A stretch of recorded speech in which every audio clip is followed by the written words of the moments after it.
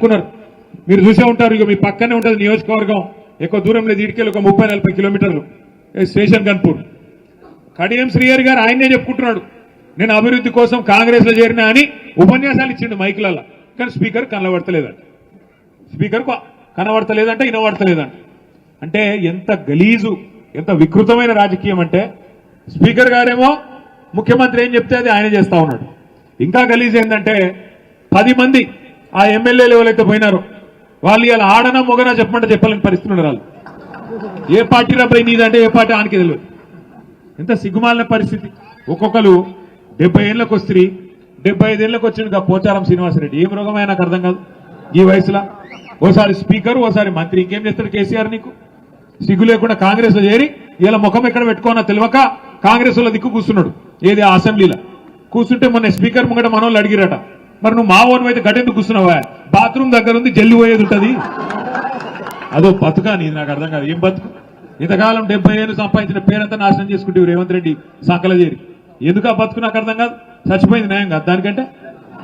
ఎందుకు ఆ బతుకు? 10 మంది ఎమ్మెల్యేలు ఏం బతుకది? గబ్బిలాలు కదా సూరు పట్టుకొని ఎలాడినట్టు అక్కడికి పొగ పెడుతుంటే సి అని కొడుతుంటే ఏ పార్టీ చెప్పుకోలేని పరిస్థితి. ఓ పెద్ద పెద్ద మాటలు చెప్తాడు కడియం శ్రీహరి. ఏదో కడియం అంటే కమిట్మెంట్, క్యారెక్టరా కాకరకాయన ఏ అని చెప్తున్నాడు. నేను చూస్తున్నా, ఆడ పోతున్నప్పుడు చూస్తున్నా వరంగల్.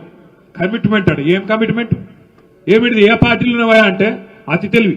యా పార్టీలు ఉండాలో ఆ పార్టీలోనే ఉన్నాడు. ఎట్లుంటుందంటే ఇప్పుడు మీ కొడుకో బిడ్డనే ఉంటారు, ఇక ఇంటికి రాలేదు, ఆలస్యమైంది, లేట్గా అవుతుంది, రాత్రి 9 అవుతుంది, 10 అవుతుంది, చలిపూట, ఏడున్నాడు రా పిల్లగాడని నువ్వు ఫోన్ చేస్తావు అనుకో. ఏడున్నారా కొడుక అంటే 7 ఉండాలనో గాడినే ఉన్నా అన్నాడు అనుకో. ఏమనిపిస్తుంది? నీకు దౌడమికలు ఒకటి సంపబుద్ధి కాదు. ఒక అట్లే ఉన్నది కత్తిగాల మన పాటలకి వెళ్ళి పోయిన వాళ్ళు. ఇలా నకరాలు కాకపోతే నాకు అర్థం కాదు. ఓ రేవంత్ రెడ్డి ఉండేది 3 ఫీట్లు కానీ 30 ఫీట్లు డైలాగ్ కొడతాడు. ఓహో ఆహా ఏదో పెద్ద గెలిచినా పీకిన అడ్డిమారి గుడ్డి దెబ్బల ముఖ్యమంత్రి అయినవు. మాకు తెలియదా? నీకు తెలియదా? మనోళ్ళు ఏమనుకున్నారు? మీ ఆలేరులో భువనగిరిలో కూడా ఏమనుకుర్రు అంటే, నేను చెప్తా రావు, ఏమనుకుర్రు అంటే మీరు కూడా వాస్తవానికి ఆలేరు వాళ్ళు భువనగిరిలు కూడా పోతే శేఖర్ రెడ్డి పోతాడేమో, సునీత పోతుందేమో, కానీ కేసీఆర్ ఉంటాడు కదా అనుకున్నారు. అనుకురా లేదా? అంతేనా? అనుకొని ఏం చేసారు మీరు? ఇంట్లో అన్నారు, ఆయనతో మొదటికి మోసం వచ్చి. మరి ఇక్కడ శేఖర్ పోయి ఆడ సునీత పోతే కేసీఆర్ ముఖ్యమంత్రి ఎట్లయితాడే? నాకు అర్థం కాదు. అక్కడ మనం దెబ్బతిన్నాం. ఇంకా చిన్న లాజిక్ మిస్ అయినాం అన్నట్టు ఒక గది జరిగింది. నిజానికి కేసీఆర్ గారి మీద రాష్ట్రంలో ఏ మనిషికి కూడా కాంగ్రెస్ వానికి బీజేపీ కూడా నిజంగా చెప్పాలంటే ప్రేమనే ఉన్న తప్ప కోపం లేదు. ఎందుకంటే వాళ్ళకు కూడా ఎరికే బయటికేదో మాట్లాడతారు. కానీ తెలంగాణ అనే రాష్ట్రం వచ్చిందంటే 2001లో ఈ జిల్లా గులాబీ జెండా ఎగిరితేనే కదా వచ్చింది. కేసీఆర్ పార్టీ పెడితేనే టీఆర్ఎస్ పుట్టింది. టీఆర్ఎస్ పుడితేనే 13 ఏళ్లు కొట్లాడితేనే ఆఖరికి కేసీఆర్ గారు సావు నోట్లో తలబెడితేనే అప్పుడు కదా తెలంగాణ వచ్చింది. ఆ తెలంగాణ వస్తేనే కదా ఇవాళ టీపీసీసీ, టీ బీజేపీ, టీ ముఖ్యమంత్రి వచ్చిందే కేసీఆర్ వల్ల కదా. అందుకే అల్లకు కూడా ఎరికే మనసులా, మహేష్ గౌడ్కి ఎరికే, రామచంద్రరావుకి ఎరికే.